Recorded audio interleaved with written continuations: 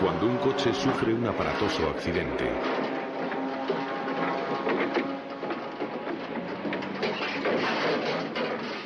o cuando suena una campana, el sonido que oímos no lo producen esos objetos como tales, sino su vibración. Estas vibraciones provocan perturbaciones en el aire que viajan hasta nuestros oídos y allí se transforman en la sensación del sonido tal y como nosotros la conocemos. Cuando suena un altavoz, los movimientos de su membrana se transmiten a las moléculas de aire que están en contacto con ella. Estas se trasladan y crean una especie de reacción en cadena, donde las moléculas desplazadas obligan a sus vecinas a hacer lo mismo. Así se produce una onda que se propaga en todas direcciones.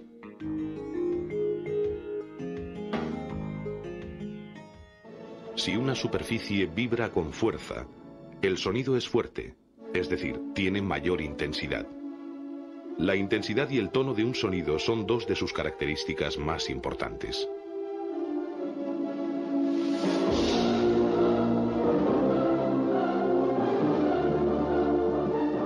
El tono depende de la frecuencia de la vibración.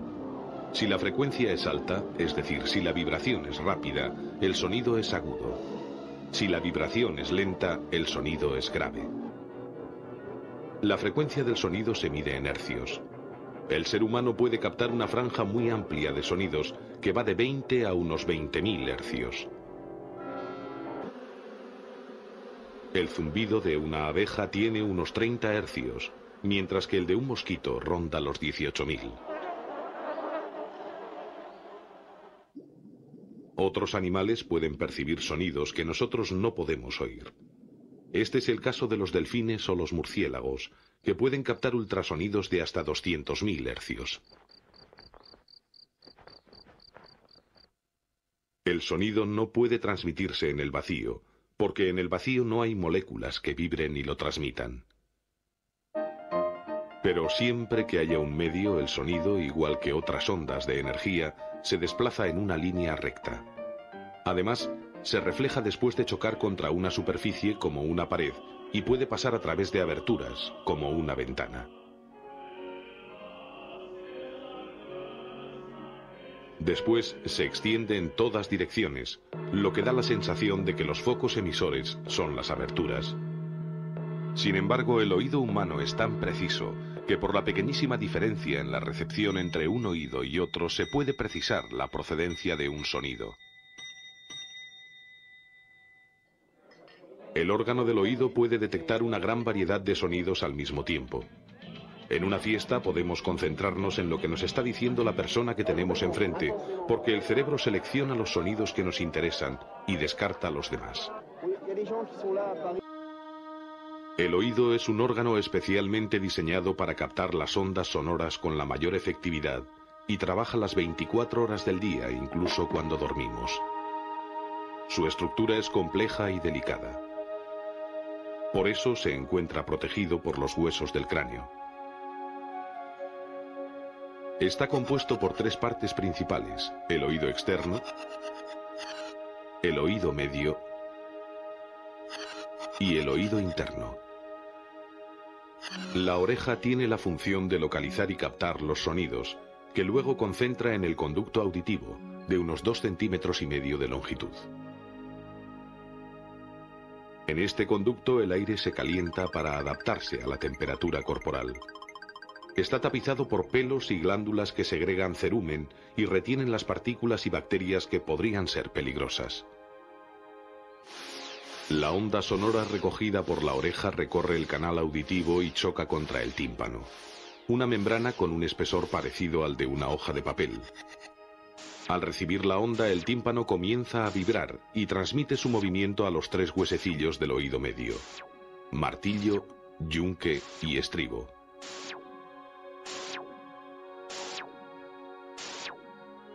Estos huesecillos, los más pequeños del cuerpo humano, tienen la función de conectar el oído externo con el interno, y la realizan con una eficacia asombrosa. Amplifican la vibración sonora hasta 20 veces para que sea recibida correctamente por el oído interno.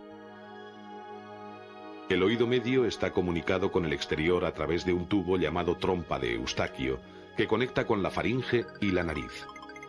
Este conducto permite que exista la misma presión a los dos lados del tímpano.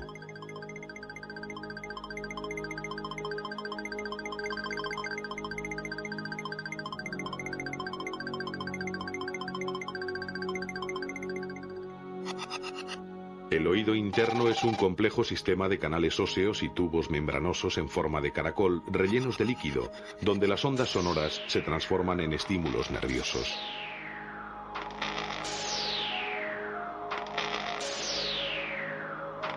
La vibración de los huesecillos del oído medio transmite el movimiento al fluido del oído interno y viaja a través de la estructura en forma de caracol, estimulando miles de células receptoras que envían los impulsos al cerebro.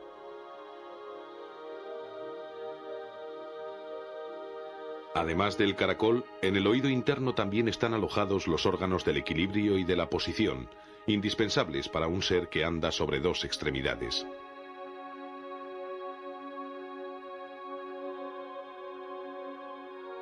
Por un lado, hay tres canales semicirculares, en los que hay unas cámaras que contienen cilios. Cualquier movimiento de la cabeza hace circular el líquido interior y mueve los cilios, cuyas terminaciones nerviosas transmiten al cerebro la posición.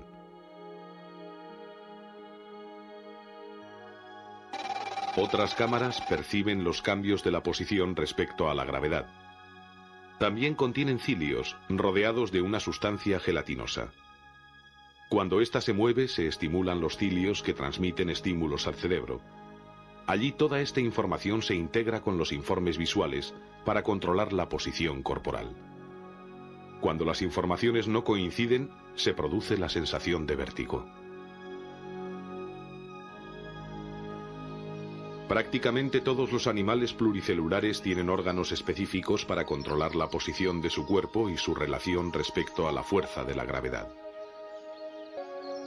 Los órganos del equilibrio del hombre tuvieron su origen en los peces y han sufrido pocos cambios importantes desde entonces. El oído humano es un instrumento asombroso y de una precisión extrema.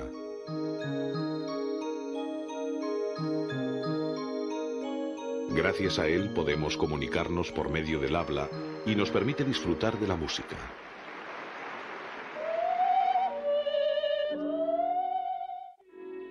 El sonido puede influir en el temperamento humano de una manera extremadamente sutil.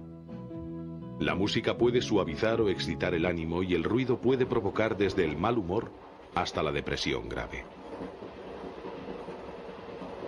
La intensidad del sonido se suele medir en decibelios.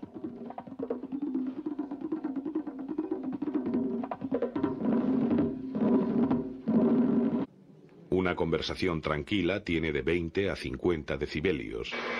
Un tren en marcha, 90. A partir de los 100 decibelios el ruido es molesto. El despegue de un reactor o un concierto de rock producen entre 110 y 140 decibelios. Más allá de este límite, el ruido produce dolor y pérdidas auditivas que pueden ser permanentes. La exposición prolongada al ruido, aunque no sea excesivo, puede provocar una sordera parcial. Dificulta la comunicación y muchas veces puede causar problemas psicológicos.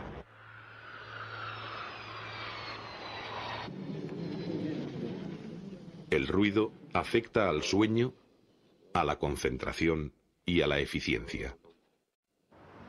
Muchos gobiernos han considerado ya el problema de la contaminación sonora y se toman medidas como la instalación de pantallas acústicas o la insonorización industrial y urbana, ya que se reconoce al ruido como uno de los inconvenientes ambientales más graves de la sociedad moderna.